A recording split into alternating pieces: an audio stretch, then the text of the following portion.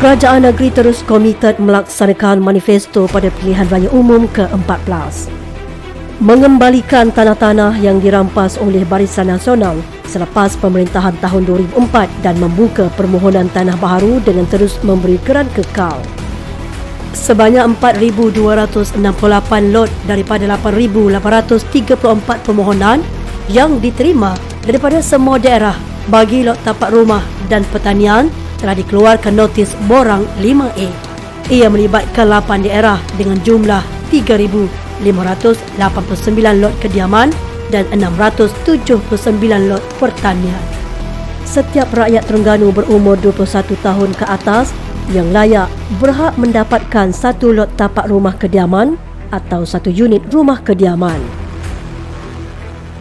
Bagi objektif pertama iaitu memberi 1 lot tapak rumah kediaman, sebanyak 44,764 lot tapak rumah kediaman diselesaikan dan 11,289 lot telah diluluskan daripada 58,376 permohonan sistem e-mohon sehingga November 2020. Manakala bagi objektif kedua iaitu memberi 1 unit rumah kediaman, sebanyak 15,987 unit rumah mampu milik RMM yang sedang berjalan dan dalam perancangan hingga tahun 2021 bagi mencapai sasaran sehingga 20,000 unit rumah. Peruntukan caj wad kelas 3 percuma di semua hospital kerajaan. Jumlah peruntukan setahun bagi tahun 2021 adalah sebanyak 4.38 juta ringgit melibatkan 6 buah hospital di negeri Terengganu. Bantuan RM300 untuk pemuda-pemudi mendapatkan lesen motosikal. Seramai 40,000 orang peserta telah menyertai program lesen motosikal Terengganu Sejahtera LMTS dengan melibatkan peruntukan sebanyak RM12.9 juta bagi tahun 2019 dan 2020. Karnival kahwin kali pertama percuma di setiap dun. Seramai 568 pasangan telah menyertai program ini dengan melibatkan perbelanjaan sebanyak RM2.16 juta bagi tahun 2018 dan 2019. Pada tahun 2020, kerajaan negeri telah memperuntukkan RM3 juta dan diperluaskan kepada ibu dan bapa tunggal. Namun, program ditangguhkan disebabkan oleh pandemik COVID-19. Menyediakan 20,000 peluang pekerjaan dalam tempoh 4 tahun. Seramai 10,467 orang anak Terengganu telah mendapat penempatan pekerjaan di negeri Terengganu bagi tempoh 2018 sehingga April 2021. Mewujudkan semula institusi pengajian tinggi Islam milik negeri atau ganti Kolej Ugama Sultan Zainal Abidin. Pada 1 Julai 2020, MMKM telah meluluskan Dasar Penumbuhan Universiti atau Kolej Universiti menggantikan KUZA dengan menaik taraf KQT di Durian Mentangau, Dungun. Kolej Al-Quran Terengganu KQT dan Kolej Yayasan Islam Terengganu KYIT dilantik sebagai agensi pelaksana. Memberi bekalan air percuma 20 meter padu kepada golongan miskin dan berpendapatan rendah. Sebanyak 12,282 akaun telah menerima bantuan bekalan air percuma sehingga Mac 2021. Menyediakan tabung usahawan RM10 juta setahun.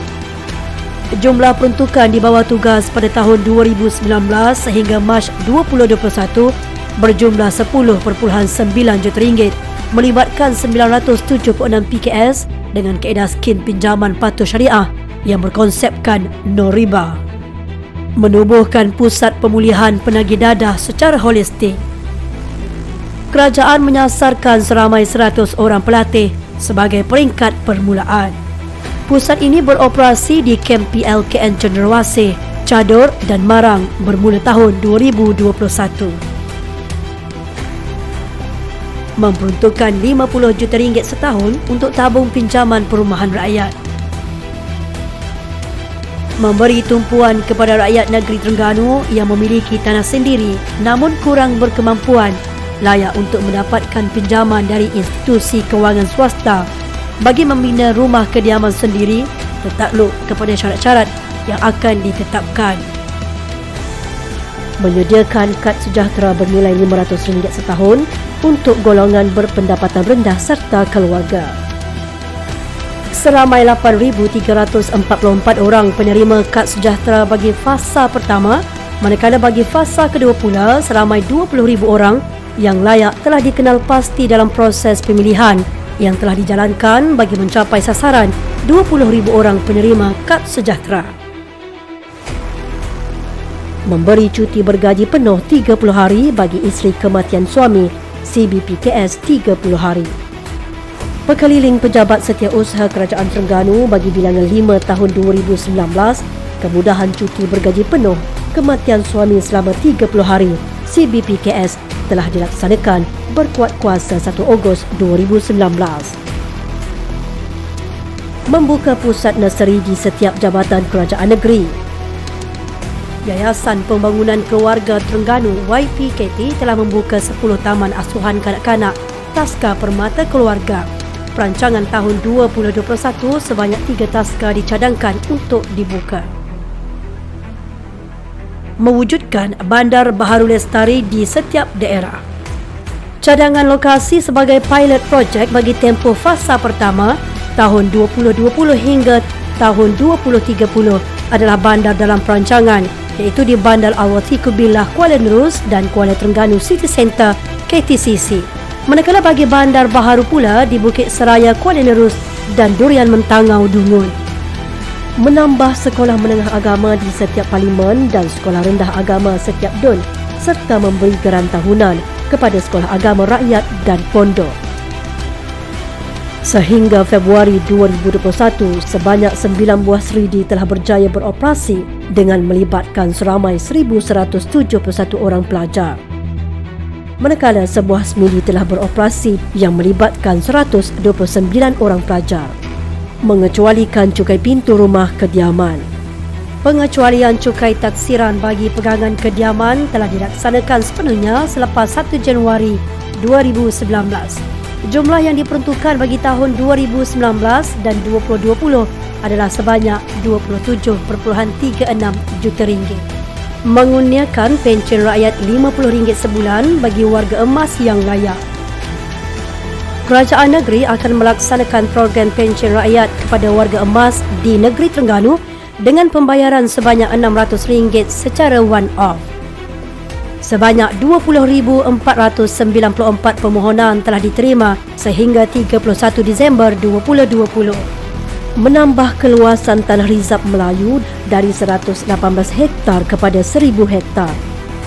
Terengganu satu-satunya negeri yang menggunakan konsep tanah pegangan Melayu, Malay Holding, yang mempunyai tujuan dan ciri-ciri yang sama dengan tanah rizab Melayu, TRM, melindungi kepentingan orang Melayu. Jumlah tanah rizab Melayu TRM telah meningkat daripada 118 hektar kepada 1,989.26 hektar. Mengadakan tabung siswa pelajar sebanyak RM5 juta setahun untuk anak Terengganu melanjutkan pengajian di peringkat ijazah pertama.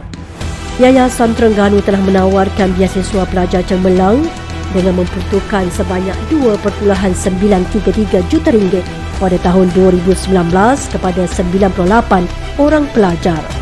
Manakala peruntukan sebanyak RM7.186 juta pada tahun 2020 kepada 319 orang pelajar. Dan peruntukan bagi tahun 2021 adalah sebanyak RM5 juta.